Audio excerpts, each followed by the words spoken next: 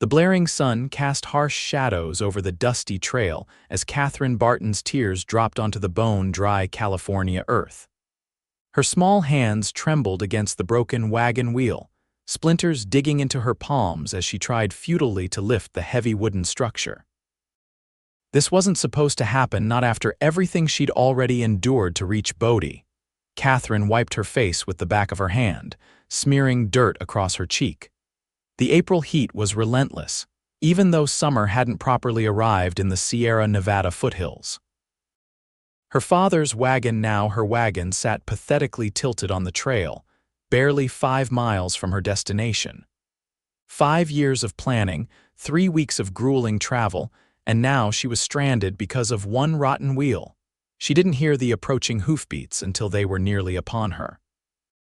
Katherine straightened quickly, one hand moving instinctively to the small derringer concealed in her skirt pocket. A tall figure on horseback emerged from the shimmering heat waves. The stranger slowed his mount, a magnificent chestnut stallion, and tipped his hat. "Seems you've got yourself in a bit of trouble, madam," the man said, his voice carrying a gentle drawl that didn't match his rugged appearance. His face was partially obscured by several days' worth of stubble, but his eyes, startlingly blue against sun-bronzed skin, were kind. "I'm perfectly fine," Katherine replied stiffly, even as another tear betrayed her by sliding down her cheek. The stranger dismounted in one fluid motion. Up close, he cut an imposing figure, tall, broad-shouldered, with a gun belt worn low on his hips. But there was something in his bearing that put her slightly at ease, despite her natural caution around men she didn't know. "Name's Owen Garrett," he said, approaching slowly as if she were a spooked colt. "And with all due respect, madam, you don't look fine." Katherine hesitated, weighing her limited options. "Katherine Barton," she finally offered. "And you're right, Mr. Garrett, I'm not fine. This wheel has ruined everything." Owen crouched beside the broken wheel, running his hands over the splintered wood with practiced expertise. "Heading to Bodie?" he asked without looking up. "Yes, I have property there." Katherine swallowed hard. "Had property, I suppose, if I can't reach it." Owen stood, dusting off his hands. "Well, Miss Barton, today might be your lucky day. Fixing wagon wheels happens to be one of my particular talents. You can repair it." Katherine couldn't keep the hope from her voice. "I can do better than repair it. I've got a spare wheel on my pack mule just over that ridge. Previous owner of my ranch left behind a wagon I've been meaning to sell for parts." He whistled, and a mule appeared, laden with supplies. "Won't take but an hour to get you moving again." Katherine watched in amazement as Owen unloaded tools from his saddlebags and set to work with practiced efficiency. His strong hands moved with surprising delicacy as he removed the broken wheel and prepared the axle. "What brings a lady like yourself to Bodie alone?" he asked as he worked. "Not the safest journey to make without company," Katherine stiffened. "My father passed last winter. He owned a small claim outside town. I'm here to work it." Owen paused, looking up at her with surprise etched across his features. "Mining is hard work for anyone, Miss Barton." "I'm stronger than I look, Mr. Garrett," Katherine replied, lifting her chin. "And I didn't travel all the way from St. Louis to turn back now." A ghost of a smile played across Owen's lips as he returned to his work. "I don't doubt that for a second." True to his word, within the hour, Owen had the new wheel secured to the axle.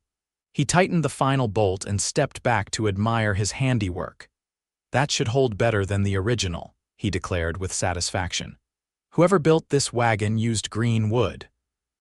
This one's properly seasoned oak." Katherine's heart swelled with gratitude. "Mr. Garrett, I can't thank you enough. Please let me pay you for the wheel and your time." Owen waved away her offer. "Keep your money, Miss Barton. You'll need it in Bodie." "That town has a way of emptying pockets faster than a crooked card dealer." "I insist on something," Katherine pressed. "At least let me offer you a meal when we reach town." Owen's eyes crinkled at the corners when he smiled. "Now that's an offer I won't refuse." "Mind if I ride alongside you to Bodie? These hills have been known to attract unsavory types." Katherine hesitated only briefly before nodding.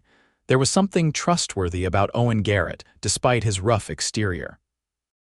And if she were being honest with herself, the prospect of company for the final leg of her journey was more welcome than she cared to admit. As they traveled the last miles into Bodie, Katherine learned that Owen ran a small cattle ranch 10 miles outside town. He'd come to California after the war, looking for a fresh start away from Tennessee and the painful memories it held. "Lost my brother at Shiloh," he explained as they navigated a particularly steep section of trail. "After that, home didn't feel like home anymore." "I understand that feeling," Katherine replied softly. "After my mother died, my father threw himself into prospecting. When consumption took him too, St. Louis became unbearable. Every street corner held memories." The sprawling boomtown of Bodie came into view. As they crested a hill, a chaotic collection of wooden buildings and tents spreading across the high desert plateau. Smoke from countless chimneys and smelters hung in a thin haze above the town, and the distant sound of stamp mills crushing ore created a constant background rumble. "Welcome to Bodie," Owen said. 11,000 souls, 47 saloons, and enough troublemakers to fill a dozen jails.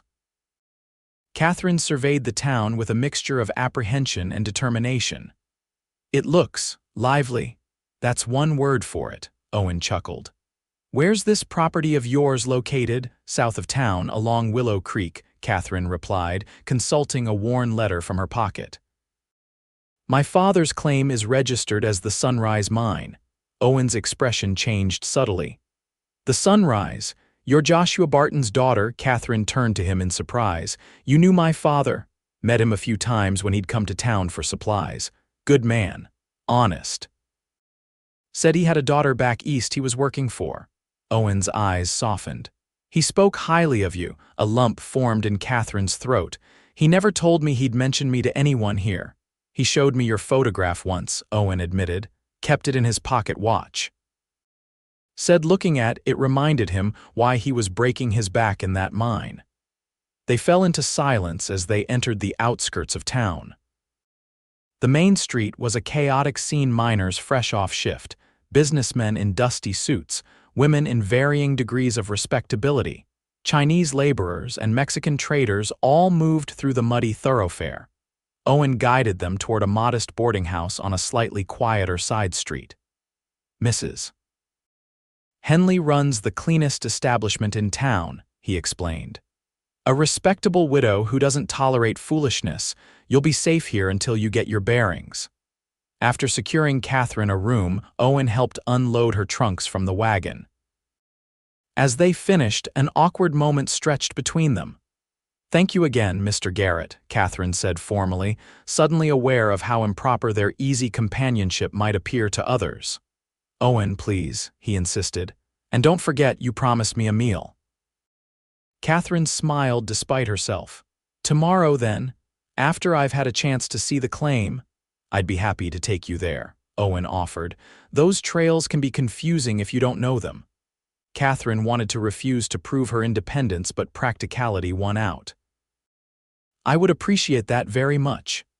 As Owen tipped his hat and turned to leave, Katherine found herself watching his retreating figure longer than was proper. There was something about Owen Garrett that intrigued her, beyond his kindness on the trail. Something in his eyes that spoke of depths she couldn't fathom, yet found herself wanting to explore. Little did she know that Owen had already made up his mind not to let Katherine Barton face Bodie alone. Joshua's daughter or not, a woman with her determination deserved someone watching her back in a town that would gladly break it. True to his word, Owen appeared at the boarding house shortly after dawn, 2 horses in tow. Katherine emerged wearing a practical riding skirt and sturdy boots, her auburn hair braided and tucked beneath a wide-brimmed hat. "You look prepared," Owen remarked approvingly. "I may have been raised in the city, Mr. Garrett, but I'm not completely impractical," Katherine replied with a hint of humor.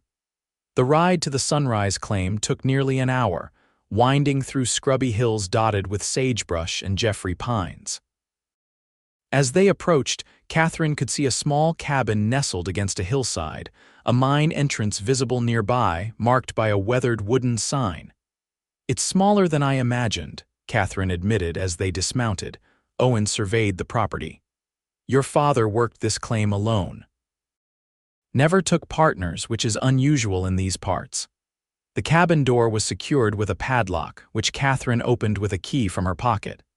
Inside was a single room containing a narrow bed, a cook stove, a rough-hewn table with 2 chairs, and shelves stocked with basic supplies. Everything was covered in a thick layer of dust. Katherine moved slowly through the space, running her fingers over her father's possessions. On the table sat a leather-bound journal and several maps. "He charted the entire vein structure," Owen noted, looking over her shoulder at the detailed drawings. "Your father was methodical." Katherine opened the journal, finding pages filled with her father's neat handwriting daily accounts of his work, mineral yields, and expenses. The final entry was dated just 3 days before the letter informing her of his death had been sent. "Found a promising new vein today," she read aloud, voice trembling slightly. "If it proves out as I believe it will, I can finally send for Katherine. Just a few more weeks of work should yield enough to secure our future." Her eyes filled with tears. Owen respectfully stepped outside, giving her privacy to process her grief. When Katherine emerged some time later, her expression was composed but determined. "I need to see the mine." Owen hesitated. "Mining tunnels can be dangerous if they haven't been maintained. Let me check it first." After a careful inspection, Owen deemed the main tunnel safe enough to enter. Armed with lanterns, they ventured into the cool darkness. The tunnel extended about 60 feet before branching into 3 smaller shafts. "Your father was following multiple veins," Owen explained, pointing out the glittering quartz embedded in the walls. "See those dark streaks? That's where the gold would be." Katherine ran her fingers along the rough stone. "He was so close," she whispered. They emerged into the sunlight, and Katherine stood silent for several moments, taking in the entirety of her inheritance. "I don't know the first thing about mining," she finally admitted. Owen leaned against a pine tree, considering her. "You have options. You could sell the claim, there are plenty who'd pay good money for a working mine, or hire workers to extract the ore while you manage the business side." Katherine shook her head. "I can't sell it. Not after what my father sacrificed to build this, and I don't have enough money to hire a proper crew." "There's a third option," Owen said carefully. "I could teach you." Katherine turned to him in surprise. "You know mining. Before I bought my ranch, I worked claims for 3 years. Not an expert by any means, but I know enough to get you started." Owen straightened, suddenly looking slightly embarrassed. "Just until you get on your feet, of course." Katherine studied him, trying to understand his motives. "Why would you help a stranger this way, Mr. Garrett?" Owen met her gaze directly. "Your father once did me a favor when I first arrived in Bodie, never took payment for it. Consider this repaying a debt." Though Katherine sensed there was more to the story, she didn't press. "I accept your offer then, but I insist on compensating you for your time." "A share of whatever we find seems fair," Owen suggested. 10%. 20, Katherine countered. Owen smiled. 15, and I won't argue further." They shook hands, and Katherine felt a strange flutter in her chest at the contact. Owen's hand was calloused but warm, engulfing her smaller one completely. As they rode back to town, Katherine found herself stealing glances at her new business partner. There was something comforting about his solid presence, something that made the daunting task ahead seem more manageable. Over the next 2 weeks, Owen proved invaluable. He helped Katherine secure basic mining equipment, introduced her to reliable merchants who wouldn't overcharge a newcomer, and spent hours teaching her how to recognize promising ore and safely extract it. Each morning, Owen would arrive at the cabin, where Katherine had taken up residence despite Mrs. Henley's disapproval. They would work until late afternoon, breaking only for a simple midday meal. Though the work was backbreaking, Katherine found herself enjoying the challenge and Owen's company. "You're a natural," Owen commented one afternoon as Katherine successfully set a blasting charge in the new tunnel they were excavating. Most men I know would still be fumbling with the fuse. I have excellent teachers, Katherine replied, nodding toward both Owen and Miguel Sanchez, an experienced Mexican miner Owen had introduced her to for additional guidance 3 days a week. Miguel grinned. La señorita learns because she listens. Most gringos think they know everything already. As they sought shelter around the bend to avoid the impending blast, Owen's hand instinctively went to Katherine's back, guiding her to safety. The casual touch sent an unexpected warmth through her, a warmth that had been occurring with increasing frequency whenever Owen was near. The blast echoed through the tunnel, and when the dust settled, they returned to find a promising new section of quartz vein exposed. Miguel examined it closely, then let out a low whistle. "My Rico," he declared. "Very rich deposit." Katherine could see the golden flecks embedded throughout the quartz. Her heart raced with excitement. "This is it, isn't it? What my father was looking for?" Owen nodded, his face breaking into a wide smile. "I believe it is, Katherine. This could be a significant find." That evening, Katherine insisted that Owen stay for dinner to celebrate. As they sat at her father's small table, sharing a bottle of whiskey Owen had brought, Katherine felt a contentment she hadn't experienced in years. "To Joshua Barton," Owen said, raising his glass, "who knew exactly where to look. And to new partnerships," Katherine added softly. Their eyes met across the table and something unspoken passed between them. Owen cleared his throat and looked away first. "I should be getting back," he said, rising from his chair. "Early start tomorrow if we want to begin extracting that new vein." At the door, Katherine impulsively caught his arm. "Owen, I don't know how to thank you properly, for everything." In the lantern light, Owen's expression was impossible to read. "You don't need to thank me, Katherine." He stopped, seeming to struggle with his words. "I've enjoyed these weeks more than I can say." Before Katherine could respond, he tipped his hat and disappeared into the darkness, leaving her with a strange mixture of confusion and longing. The following week brought their first significant gold extraction. Though modest by Bodie standards, the yield was enough to cover their expenses and leave Katherine with a small profit. She insisted on paying Owen his share immediately, though he tried to refuse. "We had an agreement," she said firmly, pressing the coins into his palm. "I honor my agreements, Mr. Garrett. Back to Mr. Garrett, are we?" Owen asked with a raised eyebrow. Katherine flushed. Force of habit when conducting business. Their conversation was interrupted by the arrival of 2 men on horseback.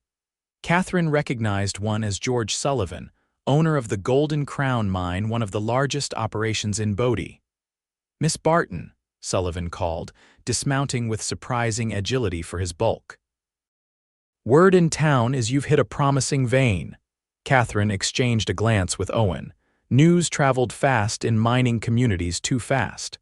"We've had some modest success," she acknowledged cautiously. Sullivan's smile didn't reach his eyes. "I've come to make you an offer.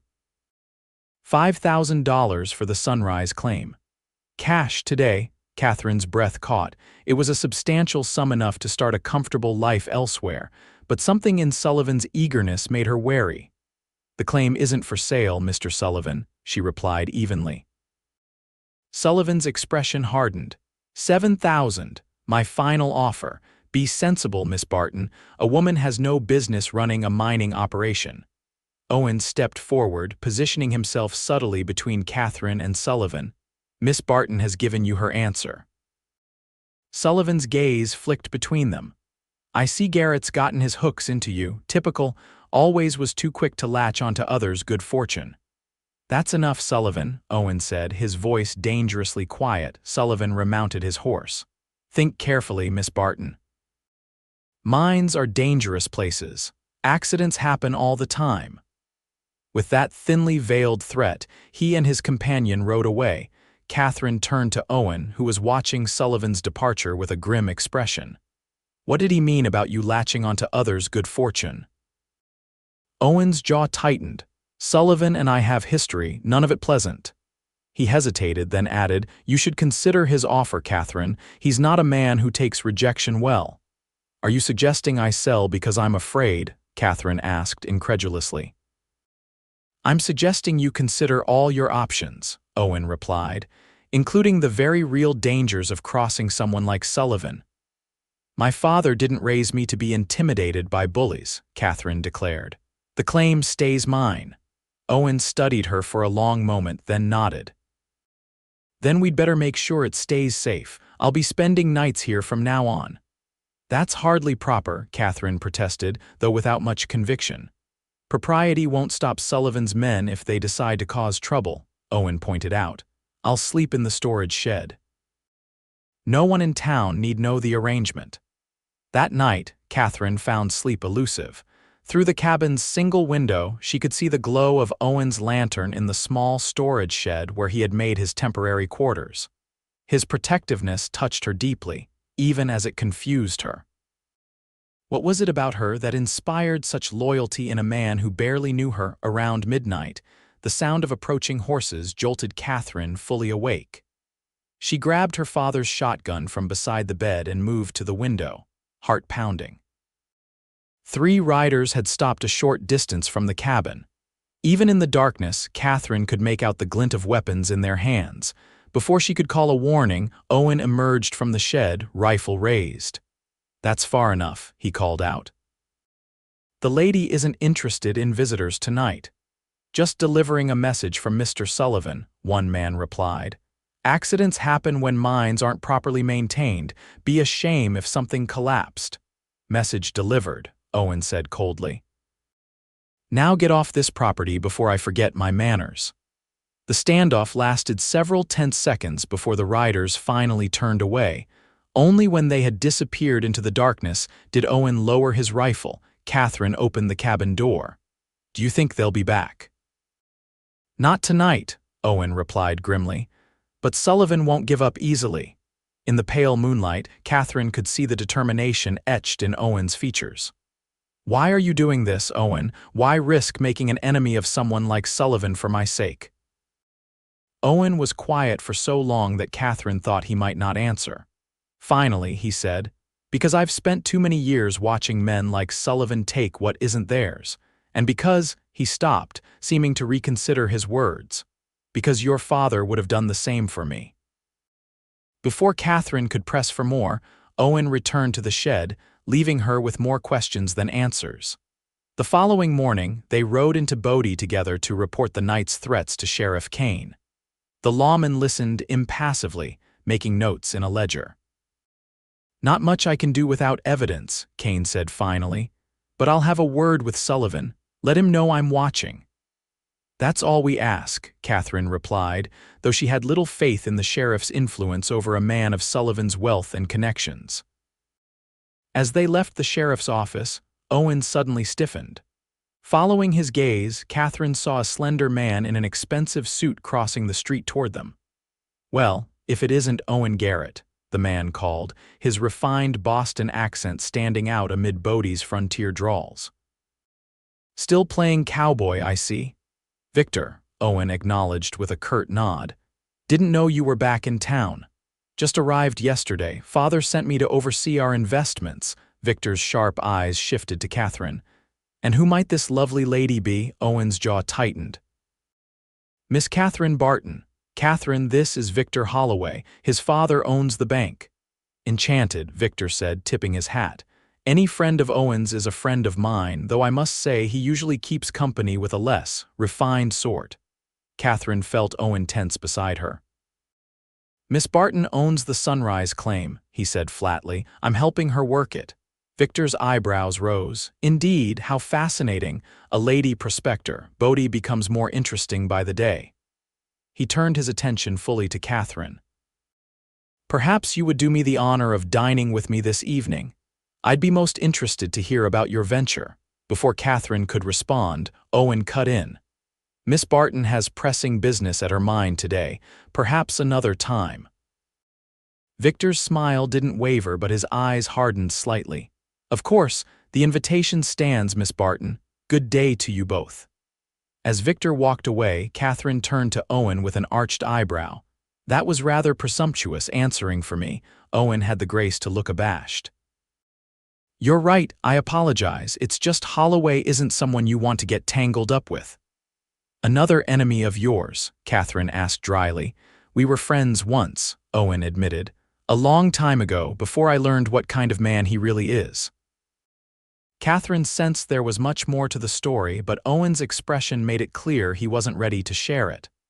Well, you're right about one thing, she said, changing the subject. We do have work to do at the mine.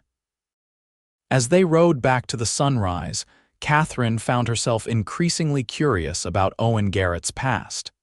He clearly had history in Bodie complicated history, yet he'd never mentioned it during their weeks of working together. That afternoon, as they worked side by side in the mine, Katherine finally broached the subject. How long have you known the Holloways? Owen paused in his hammering.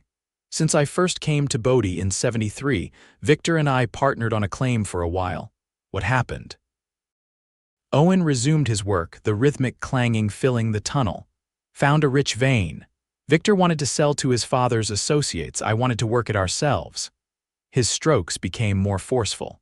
While I was out of town buying equipment, Victor sold our claim out from under me.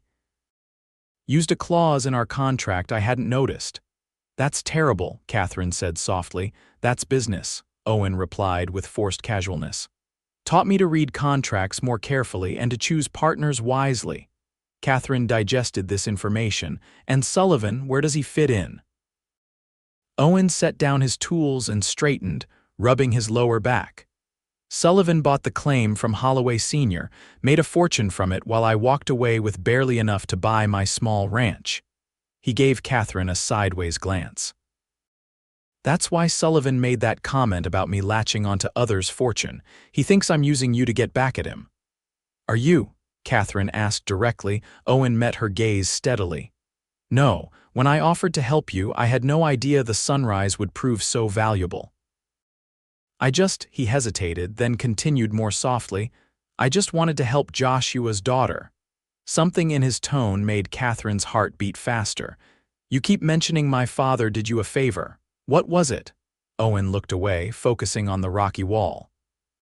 When I lost everything, your father found me in a saloon, drinking away what little money I had left.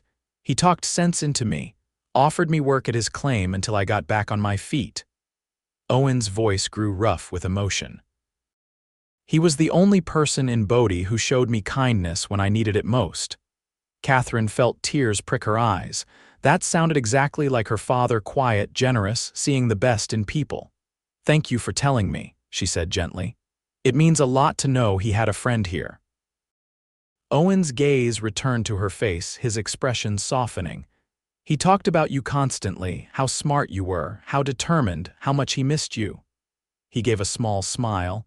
He was right about everything. The air between them seemed to change, charged with something Katherine couldn't name but felt in every fiber of her being.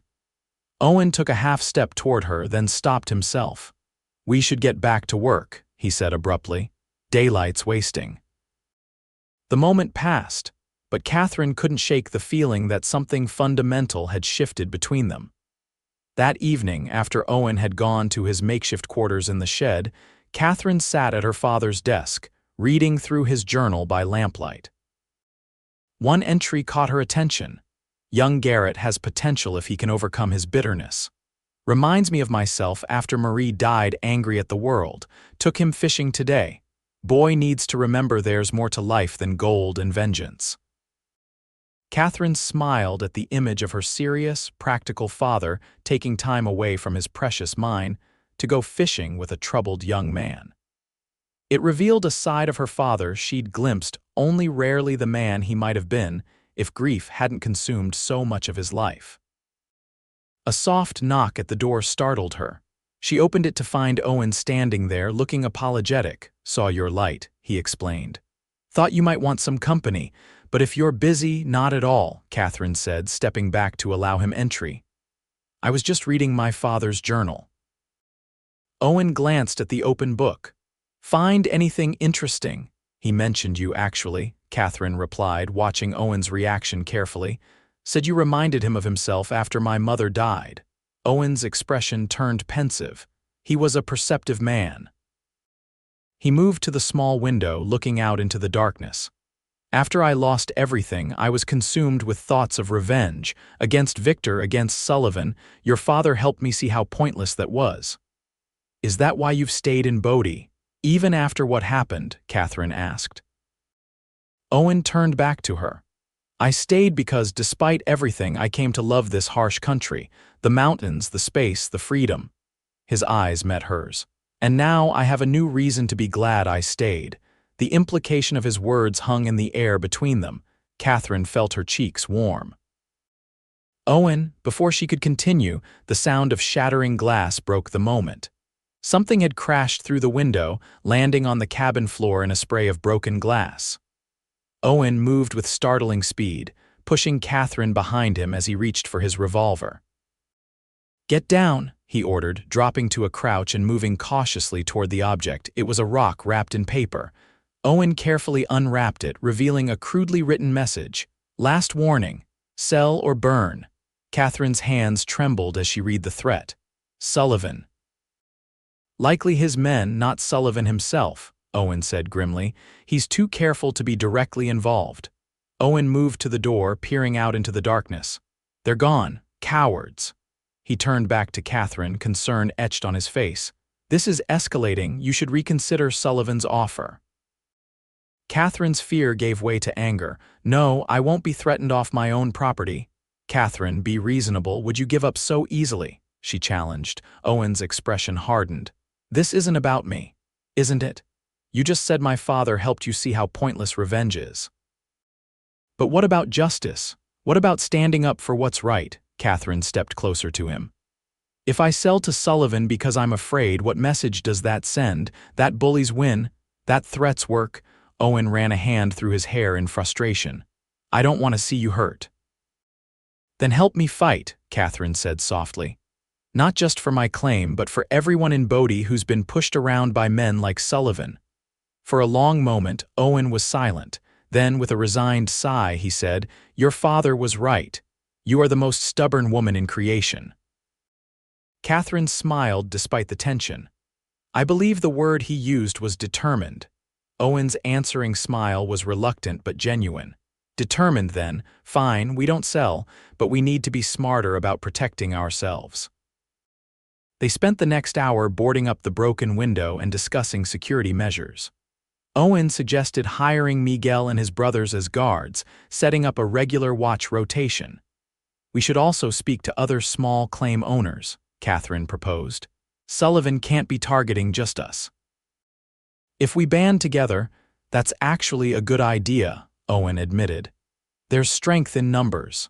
Sullivan's power comes partly from keeping everyone isolated, afraid to challenge him. As they worked side by side, Katherine found herself increasingly aware of Owen's physical presence, the breadth of his shoulders as he hammered boards into place, the careful precision of his movements, the faint scent of pine and leather that seemed to cling to him. When they finished, Owen gathered his tools, preparing to return to the shed. At the door, he paused. Katherine, about what I said earlier, you don't need to explain, Katherine interrupted, suddenly afraid of what he might say or might not say. I think I do, Owen persisted. These past weeks, working with you, I've felt, he stopped, seeming to struggle for words. I care about what happens to you, more than I should, perhaps. Katherine's heart beat faster. I care about you too, Owen. He took a step toward her, then stopped, conflict evident in his expression. It's not just your father's memory or the mine. It's you, Katherine, your courage, your determination, he broke off again. But with everything happening, this isn't the right time. Katherine felt both disappointment and relief. Owen was right with threats hanging over them, with so much uncertainty, exploring these feelings would be a complication neither could afford. Good night, Owen, she said gently. I'll see you in the morning. After he left, Katherine lay awake for hours, replaying their conversation. For the first time since arriving in Bodie, her thoughts weren't consumed by the mine or her father's legacy, but by the unexpected feelings growing for a man she'd known barely a month. The next day brought a new complication. As Katherine and Owen worked in the mine, Miguel arrived with troubling news. "Sullivan's men are at the assay office," he reported. "They're saying the Sunrise claim overlaps with Golden Crown property. They're trying to file a dispute." Owen cursed under his breath. "That's nonsense. The boundaries were clearly established when your father registered the claim." "We need to go to town," Katherine said, already removing her work gloves. "I have the original deed papers at Mrs. Henley's." They rode hard for Bodie, arriving at the county recorder's office just as Sullivan was leaving, a satisfied smile on his face. "Ah, Miss Barton, Mr. Garrett. What a pleasant surprise," Sullivan said, his tone falsely cordial. "I was just discussing a small matter of property lines with Mr. Henderson here." The county recorder looked uncomfortable.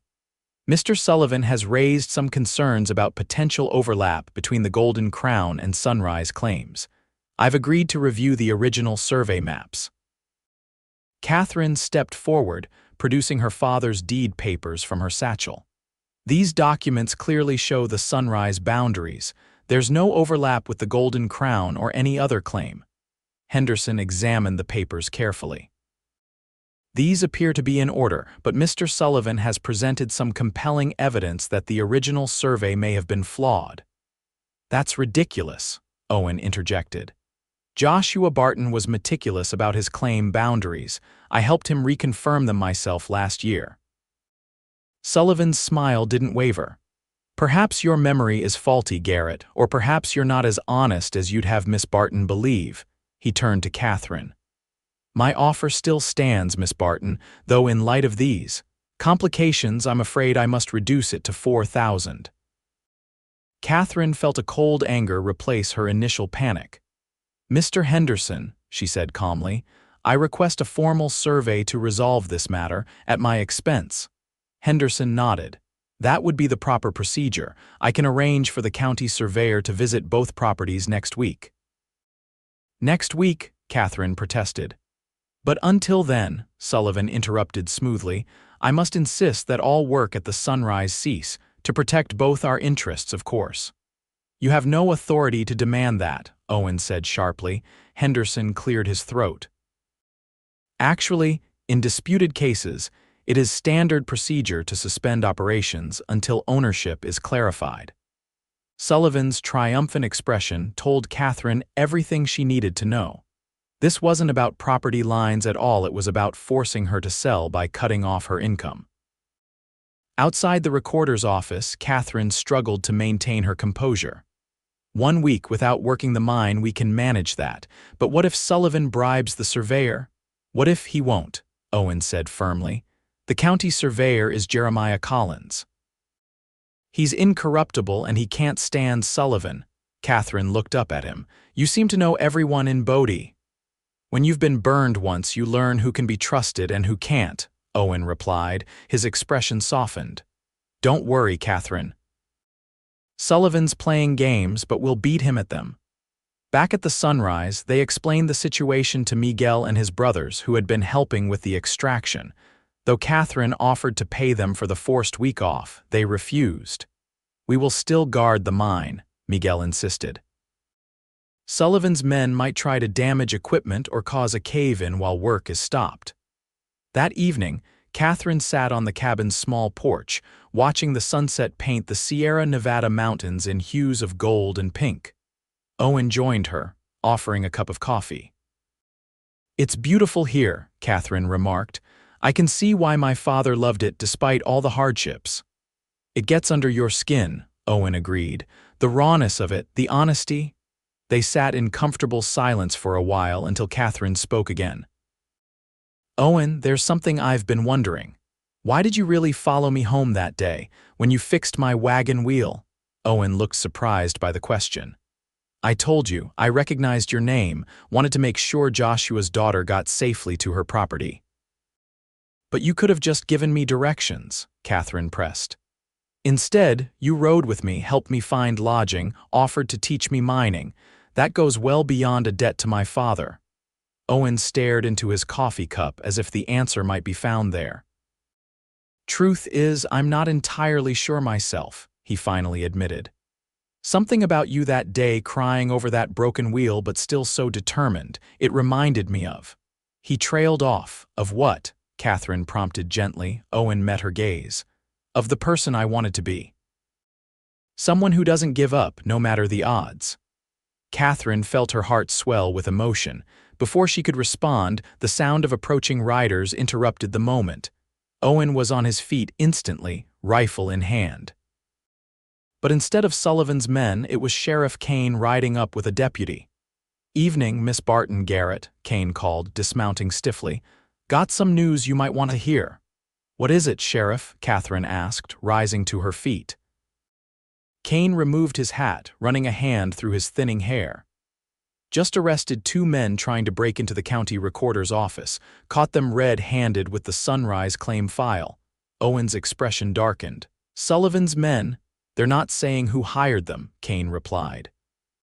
"But one works at the Golden Crown, right enough." Katherine felt a surge of vindication. "This proves Sullivan's trying to tamper with my claim." Kane held up a hand. "Proves nothing of the sort yet. Could be these men were acting on their own. But I've moved up the survey to tomorrow, and I'll be accompanying Collins myself to ensure everything's above board." After the sheriff departed, Katherine turned to Owen, her eyes bright with hope. "This could be the break we need. If the survey confirms my boundaries, Sullivan will find another angle of attack," Owen cautioned. "Men like him don't give up easily." "Neither do I," Katherine said firmly. "And I'm starting to think you don't either, despite what you may believe about yourself." Owen looked at her with a mixture of surprise and something deeper, something that made Katherine's breath catch. For a breathless moment, she thought he might kiss her. Instead, he gently tucked a loose strand of hair behind her ear. "You should get some rest," he said softly. "Tomorrow will be a long day." The survey proceeded as promised the following morning.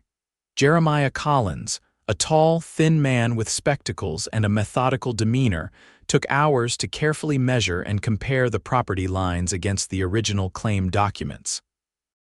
Sullivan arrived midway through the process, accompanied by Victor Holloway and several Golden Crown employees. Their presence created a tense atmosphere, though Sheriff Kane's watchful eye prevented any overt interference. By late afternoon, Collins had reached his conclusion. "The Sunrise claim boundaries are exactly as specified in the original deed," he announced. "There is no overlap with the Golden Crown property. In fact, there's a 10-foot buffer zone between the claims, as required by county ordinance." Katherine could hardly contain her relief. Sullivan's face flushed with anger, but he maintained his composure. "Very well," he said tightly. "I accept the surveyor's findings. My apologies for the confusion, Miss Barton." As Sullivan and his entourage departed, Victor Holloway lingered behind. "Impressive victory, Miss Barton," he said smoothly. "Though I wonder if it's worth the battle you've chosen to fight." "What do you mean?" Katherine asked cautiously. Victor glanced toward Owen, who was speaking with the sheriff some distance away. "Let's just say Sullivan isn't the only one with a reputation for complications. You might want to ask your partner about the Morrison claim incident." With that cryptic remark, he tipped his hat and followed Sullivan. Katherine tried to dismiss Victor's insinuation, but the seed of doubt had been planted. That evening, as she and Owen celebrated their victory with a bottle of whiskey at the cabin, she found herself watching him more closely, wondering what secrets he might still be keeping.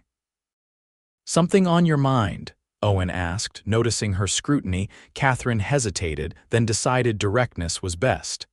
"Victor mentioned something called the Morrison claim incident. He implied I should ask you about it." Owen's expression hardened instantly. Holloway would bring that up. "So there is something to it," Katherine pressed. Owen set down his glass with deliberate care. "Yes, but it's not what Victor would have you believe." He sighed heavily. "After I lost my partnership with Victor, I took work where I could find it. Ended up working for a man named Morrison on his claim east of town. One day, there was an explosion, a badly set charge. 2 men died." Katherine felt a chill. Were you responsible? No, Owen said firmly, but I was blamed. Morrison needed a scapegoat to avoid an investigation into his unsafe practices. I was the newcomer, so. He shrugged. Sheriff at the time, not Kane, ran me out of town. Took your father speaking up for me to clear my name enough to come back. I'm sorry, Katherine said softly. That must have been terrible. It was a long time ago, Owen replied, though his expression suggested the wound wasn't entirely healed. But now you understand why I warned you about Victor and Sullivan. I know firsthand what they're capable of. Katherine reached across the table, covering his hand with hers. Thank you for telling me the truth. Owen turned his hand to clasp hers, his thumb gently stroking her palm. No more secrets between us, Katherine, I promise.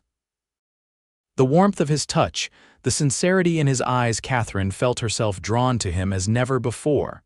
The air between them seemed to crackle with unspoken feelings. Owen, she whispered, I think a sharp knock at the door shattered the moment. Owen released her hand reluctantly and went to answer it. Miguel stood outside, his expression grim. Senor Owen, Senorita Katherine, there is trouble in town. Sullivan is at the saloon telling everyone that you have been stealing ore from his claim, Katherine gasped. That's absurd. The survey today proved, he says the theft happened before, that you've been tunneling under his property for months, Miguel continued. Many are drunk and angry. Some talk of coming here tonight. Owen's expression turned dangerous. Get your brothers, we'll be ready for them. After Miguel departed, Owen began checking and loading weapons. Katherine watched him with growing alarm. We can't shoot our way out of this, she protested. That's exactly what Sullivan wants, to provoke violence that will discredit us. Owen paused, considering her words. You're right. We need to be smarter. He thought for a moment, then said, we need to get to town before Sullivan's mob comes here. Take the fight to him, but with words, not bullets. They rode hard for Bodie, arriving at the bustling Sawdust Corner saloon just as the evening crowd was reaching its peak. Inside, they found Sullivan holding court at the bar, surrounded by miners and businessmen. Stealing gold right out from under our noses, Sullivan was saying. And that surveyor was clearly in their pocket. The whole thing's a sham. Owen pushed through the crowd, Katherine close behind. That's a lie, Sullivan, and you know it, he called out, his voice cutting through the noise of the saloon. Sullivan turned, his surprise quickly masked by a smirk. Well, if it isn't the thief himself, and his lovely accomplice. The only thief here is you, Katherine said clearly, stepping forward. Trying to steal my claim with false accusations and threats. The saloon had fallen silent, all eyes on the confrontation. Sullivan's smile tightened. I have witnesses who have seen your tunnels crossing onto my property, Miss Barton. Produce them, Owen challenged. Let them testify under oath before Judge Wilson, or are they as imaginary as your property dispute? Sullivan's confidence wavered slightly as murmurs spread through the crowd. Many of Bodie's miners had their own small claims and understood the tactics used by larger operations to push them out. You're bluffing, Garrett, Sullivan said, though with less conviction. You always were all talk. Am I? Owen reached into his coat and produced a folded document. This is a sworn statement from Jeremiah Collins confirming the Sunrise boundaries and certifying that our mining operations are nowhere near Golden Crown property. Sheriff Kane witnessed it. It was Sullivan's turn to look shocked. You're forging documents now. The sheriff is right outside if you'd like to verify it, Katherine said smoothly. Or perhaps you'd prefer to retract your accusations publicly. Sullivan glanced around at the increasingly hostile crowd.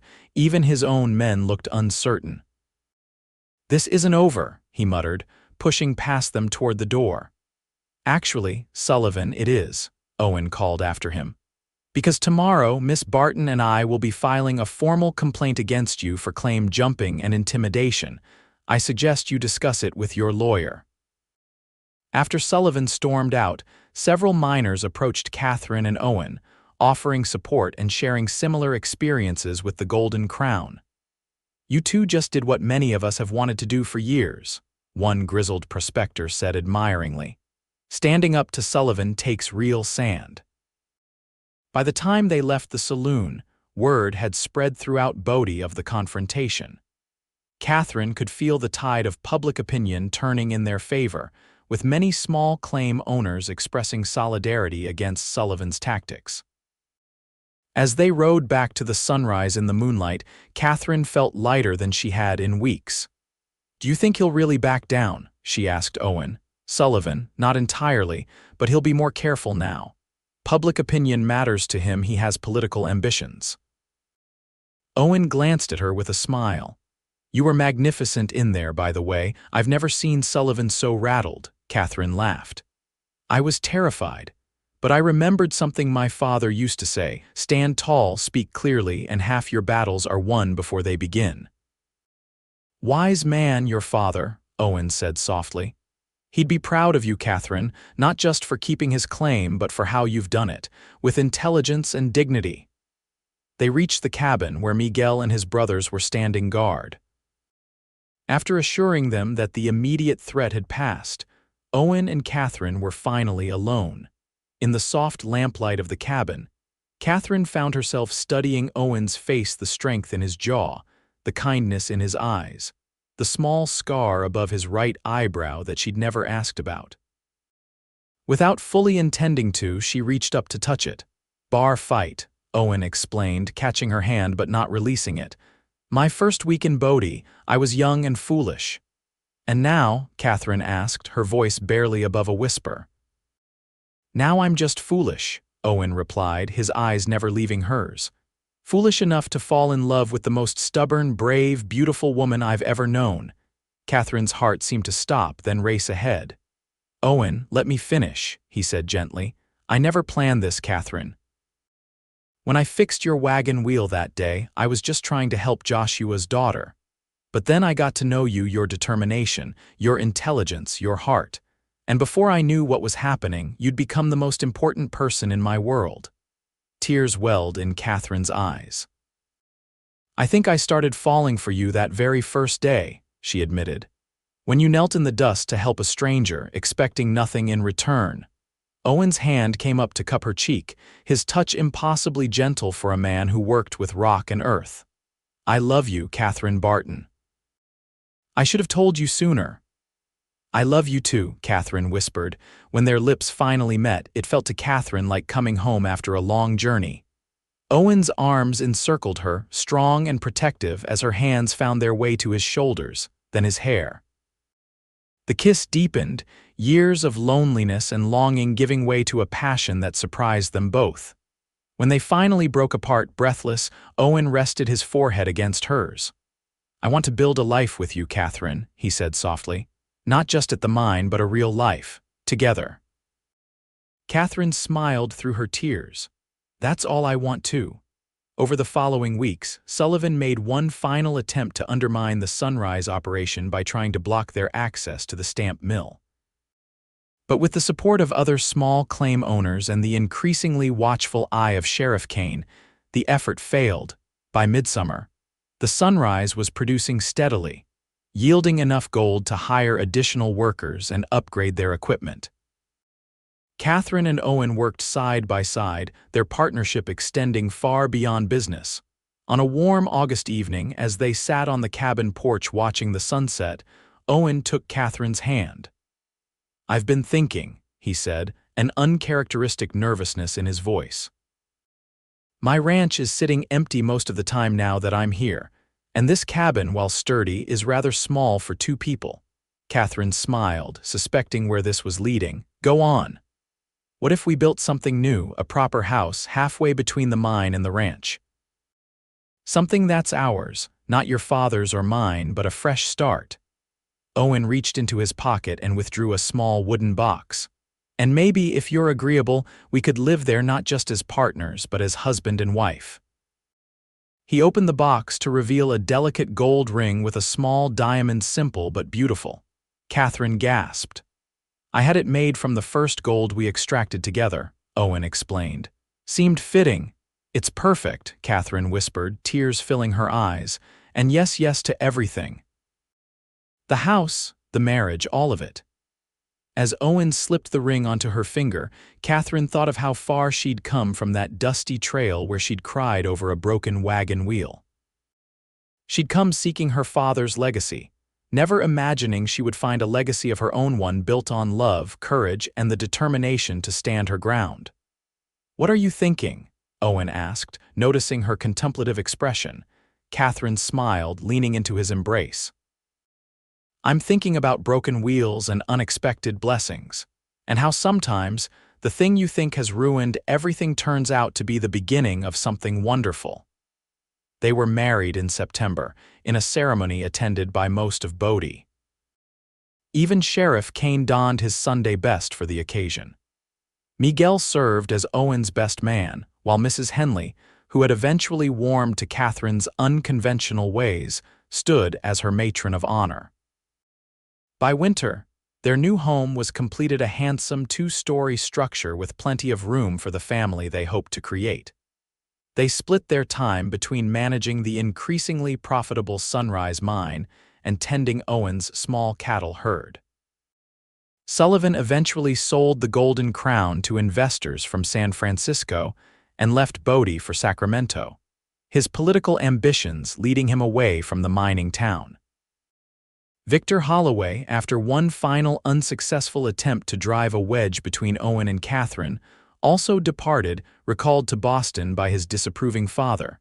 As the years passed, Bodie changed. Some mines played out, others struck it rich. The boom and bust cycle of mining towns continued its relentless rhythm. But through it all, the Garrett family endured, eventually welcoming two sons and a daughter who grew up learning both mining and ranching from parents who valued hard work and integrity above all. On the 10th anniversary of their meeting, Owen took Katherine back to the spot on the trail where he'd found her crying over a broken wagon wheel. There, among the sagebrush and pine, he presented her with a small golden replica of a wagon wheel, crafted by a jeweler in San Francisco. "To remind us how it all began," he said, placing it in her palm, "with a broken wheel and a chance encounter." Katherine closed her fingers around the precious memento. "Not chance," she corrected, leaning up to kiss him. "Destiny." As they rode home together, Katherine reflected on the strange, wonderful journey that had brought her to this moment. She had come to Bodie seeking only her father's gold, never imagining she would find something far more precious, a love as enduring as the mountains that surrounded them, as real as the earth beneath their feet, and as bright as the future they continued to build together.